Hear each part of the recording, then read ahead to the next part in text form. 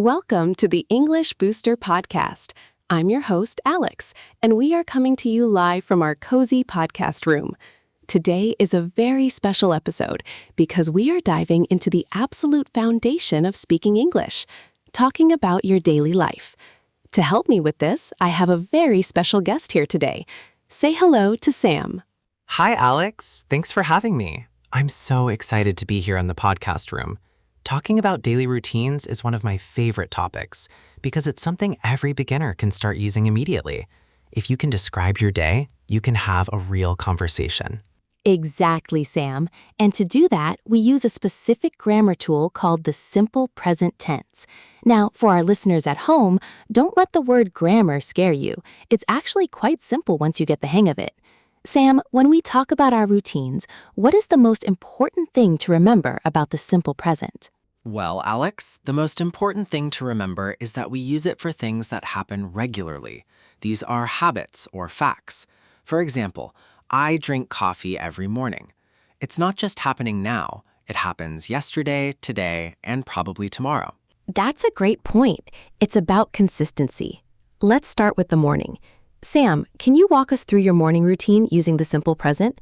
Listeners, pay attention to the verb Sam uses. Sure. Every day I wake up at 6:30 a.m. I don't get out of bed immediately. I usually stretch for 5 minutes. Then I go to the kitchen and make a pot of coffee. While the coffee is brewing, I brush my teeth and wash my face. After that, I sit down with my coffee and read the news for about 20 minutes. I love that.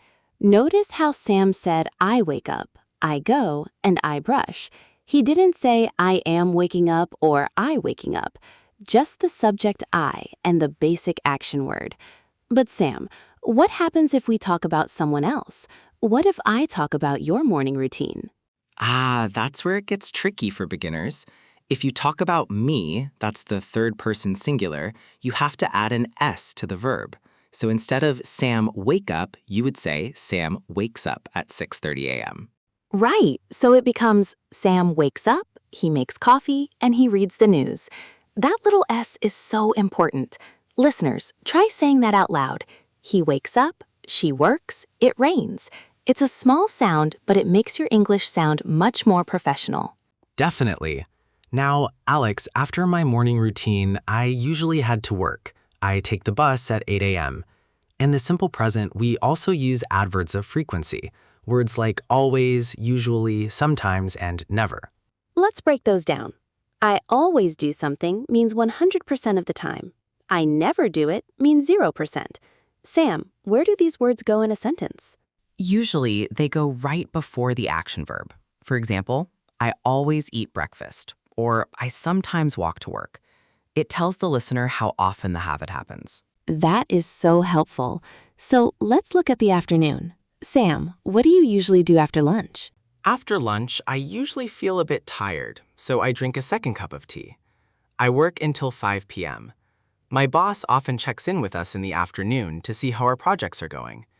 Notice I said my boss checks in, again adding that S because boss is a he or a she. Perfect. And what about the evening? The day has to end eventually. In the evening, I get home around 6 p.m. I cook dinner for my family. We usually eat together and talk about our day. After dinner, I relax on the sofa and watch a little bit of TV. Finally, I go to sleep at 10:30 p.m. That sounds like a very productive and balanced day, Sam. To summarize for our listeners, use the base verb for I, you, we, they. Use the verb plus S for he, she, it. And use words like first, then, and after that to connect your ideas so it sounds like a story, not just a list.